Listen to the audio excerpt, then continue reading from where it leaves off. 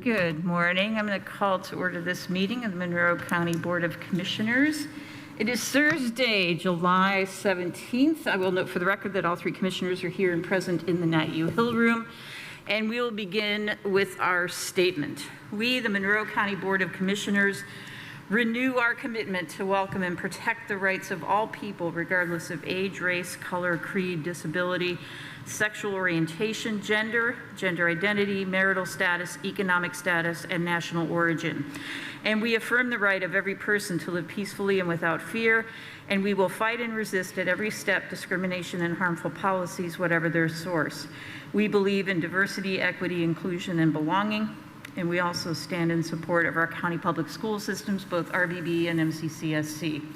And with that, we will move on to our department updates. First, we have the Health Department. Ms. Linnea. Good morning, Commissioners. As of July 5th, COVID wastewater concentrations are low, according to the CDC. We are continuing to monitor the XFG and NB 1.8.1 variants, also known as Stratus and Nimbus, respectively. Symptoms include scratchy, raspy voice, and throat pain. The CDC reports that an uptick in COVID-19 cases nationwide has been linked to the new variants. They are believed to be highly transmissible, but do not appear to cause more serious illness than previous variants. We continue to have 0 measles cases reported here in Monroe County, though a case was recently reported in nearby Putnam County. Measles is a highly contagious disease that can lead to serious complications, especially in young children, pregnant people, and those with weakened immune systems. The most effective protection against measles is the MMR, that's the measles, mumps, and rubella vaccine, and we encourage people to get the MMR if they have not previously received the vaccine. Individuals who were vaccinated between 1962 and 1968, or who are unsure of their vaccination status, should consult with their healthcare provider about revaccination or titer testing. Our public health clinic has vaccines available for all ages. Individuals can call 812-353-3244 for more information or to schedule an appointment. The health department still has free COVID tests available. Folks may walk in Monday through Friday between 8 a.m. and 4 p.m. to receive those tests. Thank you. All right, thank you so much. Comments or questions? Commissioner Jones? No, I don't. Commissioner Madeira? No, thanks for that valuable information. We appreciate the update on measles as well. Thank you. Yes. All right. Mr. Cockrell. Yes, as part of our diligent research, we have noticed that on March 27th, you guys approved an ordinance which basically changed the amount the Traffic Commission gets from $25 to $50 a meeting.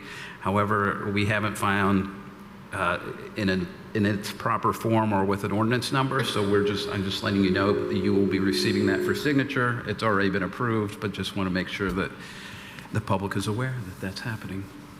Great, thank you so much. Any other departments have an update for us? You can raise your hand on Teams or come to the podium.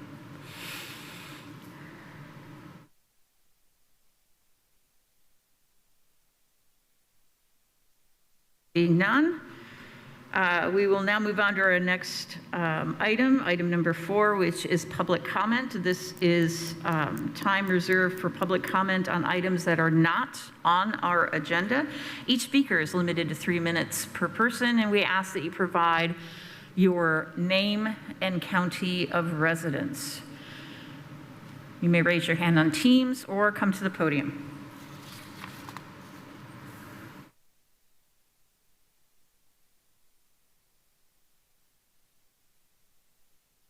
All right, seeing none, we'll move on to our next agenda item, please. Move approval of the minutes for July 10th, 2025. I will second that motion. We have a motion. We have a second. Any comments, corrections, or edits? I sent mine to Anita, but I didn't send it till yesterday. Okay, thank you. All right. Seeing no questions or edits, all those in favor of approving the minutes for July 10th, 2025, signify by saying aye. Aye. Motion carries 3-0. Next item, please. Move approval of the claims docket, accounts payable July 17th, 2025. I second. All right, we have a motion and we have a second. Now we hear from the auditor's office, please. Good morning, Commissioners. The accounts payable claims docket for July 17th, 2025 totals $9,382,857.90. This includes all emergency claims and adjustments. All right, thank you so much. Comments or questions? Commissioner Madeira? None. Commissioner Jones? No, I don't. All right, any public comment on this item? You raise your hand on Teams or come to the podium.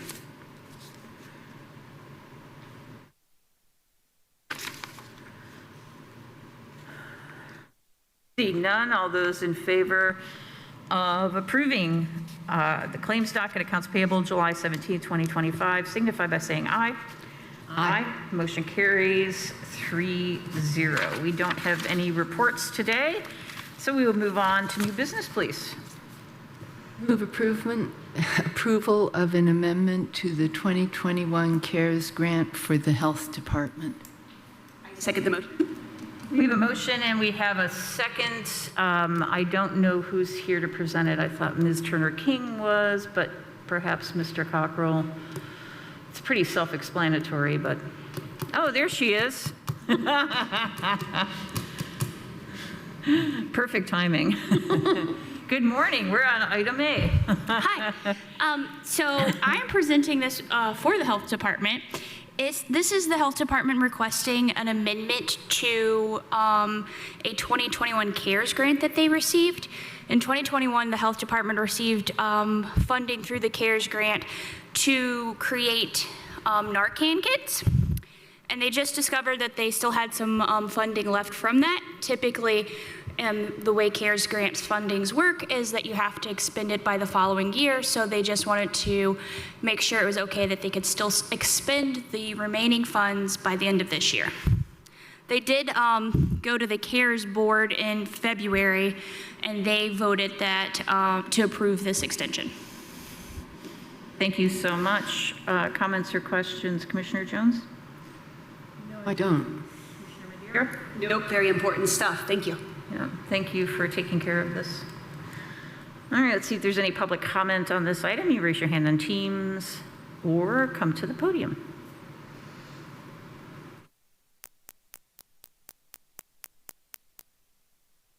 Seeing none, all those in favor of approving the amendment to the 2021 CARES grant for the Health Department signify by saying aye. Aye. Motion carries 3-0. Thank you. Thank you. Next item, please. Move approval of the continuation for the Youth Services Association grant, fund name 1503 YSB grant, fund number $42,860 per year. I second. We have a motion and we have a second. Do we have somebody here from YSB? I don't think we do. I'm here, Vanessa, I'm online. Great. Oh, thank you. All right, yes, thank you, Commissioners. I am just here to request that signature on the continuation of our contract with Indiana Youth Services Association. This is a grant and contract that we have participated in for several decades now, and this is just for the 25 to 27 funds. Thank you so much. Comments or questions? Commissioner Madeira? No, incredibly important. Thank you. Commissioner Jones? No, thank you for taking care of this. Thank you, Ms. Schmidt. Any public comment on this item? You raise your hand on Teams or come to the podium.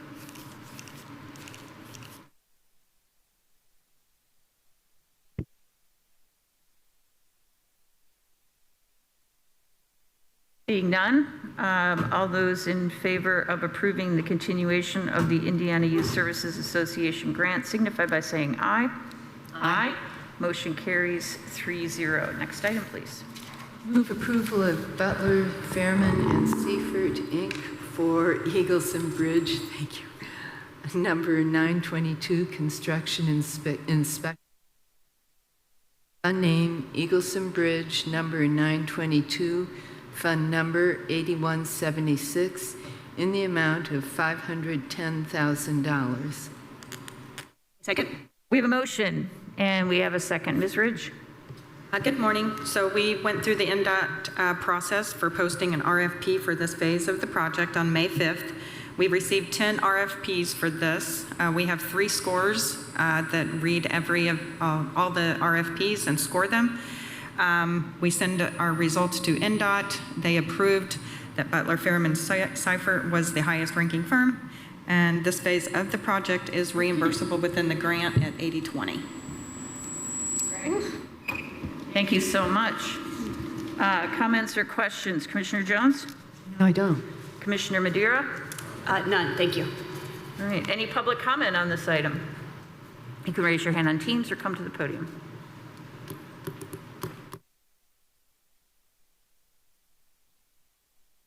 Seeing none, all those in favor of approving the Butler, Fairman, and Seifert, Inc. Agreement for Eagleson Bridge number 922 construction inspection services, all those in favor signify by saying aye. Aye. Aye. Motion carries 3-0. Next item.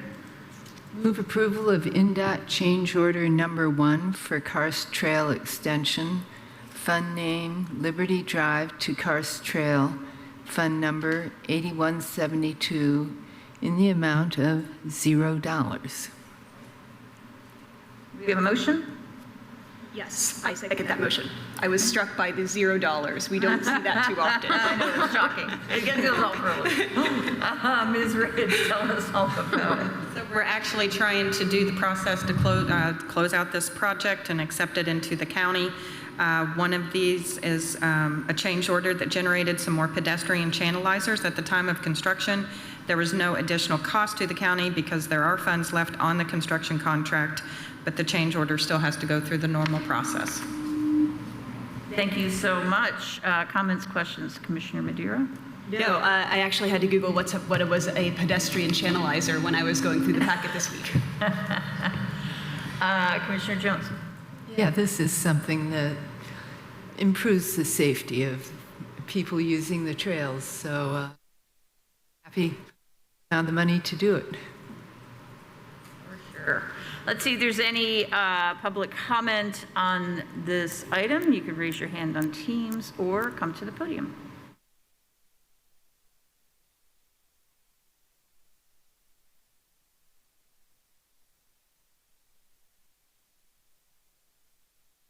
Seeing none, all those in favor of approving NDOT change order number 1 for the Karst Trail extension signify by saying aye. Aye. Motion carries 3-0. Next item. Move approval of ordinance 2025-20, amending various traffic ordinances. I second that motion. We have a motion and we have a second. Ms. Ridge. So these items did go to the Traffic Commission Board in the month of June, and were all approved, and they're all in accordance with the Manual on Uniform Traffic Control Devices for the state of Indiana. We were amending 89-01 for no trucks location on Eller Road between State Road 45 and Garrison Chapel. Amend 8606, which is a stop ordinance for adding Clearview Drive for a state drive and Hedgewood Drive for a state drive. And then also amending 00-32 to add the following traffic signal location at the intersection of Curry Pike and Constitution Avenue. Thank you so much. Any comments or questions? Commissioner Jones? No, I don't. Commissioner Madeira? No, these all make a lot of sense. Thank you. Appreciate this. All right, let's see if there's any public comment on this item. You can raise your hand on Teams or come to the podium.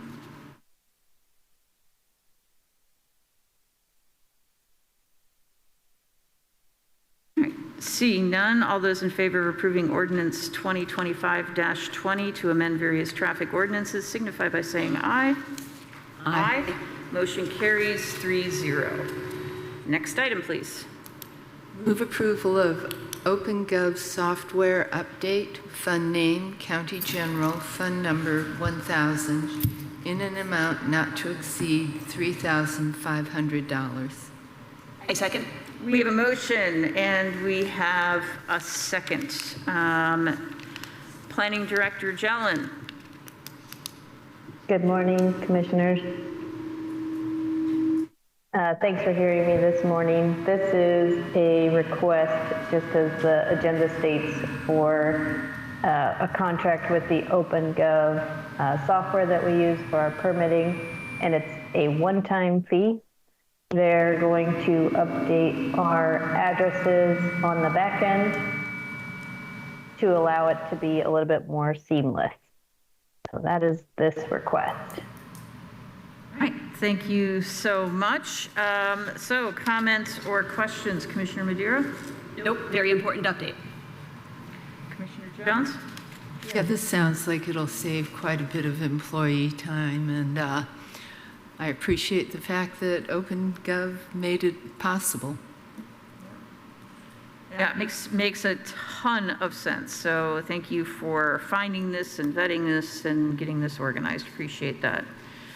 All right, let's see if there's any public comment on this item. You raise your hand in Teams or come to the podium.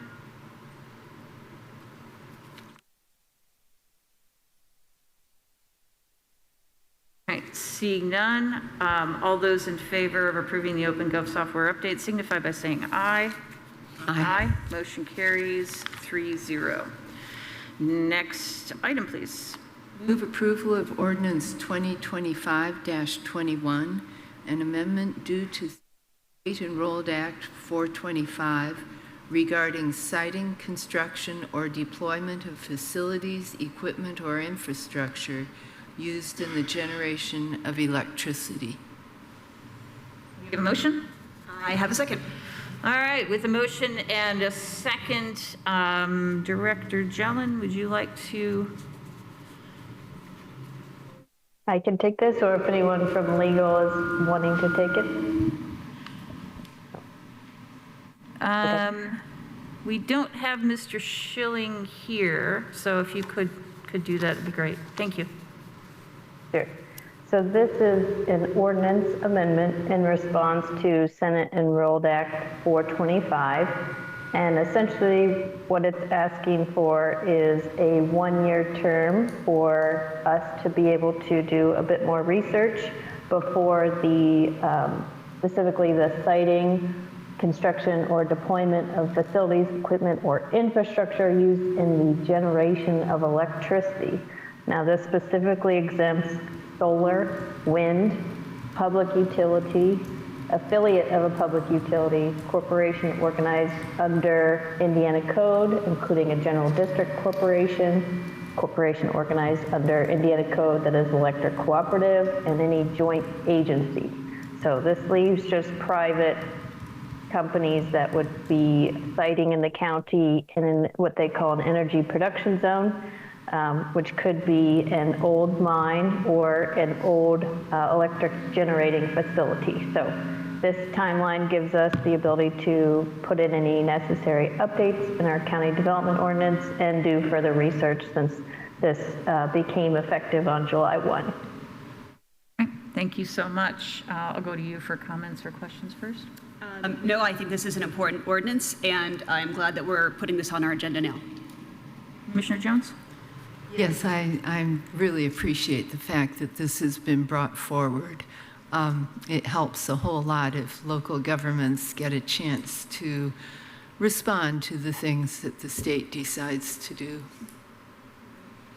And for the public's edification, I said this on Tuesday night when it was heard at the Plan Commission meeting that this does not include solar or wind projects. This is solely electrical generation, not solar, not wind, which equals nuclear in some form, mini or whatever it might be. And one of the concerns we had in reading the legislation was the previous mines being used, because we don't know if that includes quarries or not. So we do have some work to do, but I know that staff at the planning department is already working on this, so thank you for that. And we look forward to seeing what has to happen as a result of this. So thank you for this effort, and Mr. Schilling, thank you. Let's see if there's any public comment on this item. You can raise your hand on Teams or come to the podium.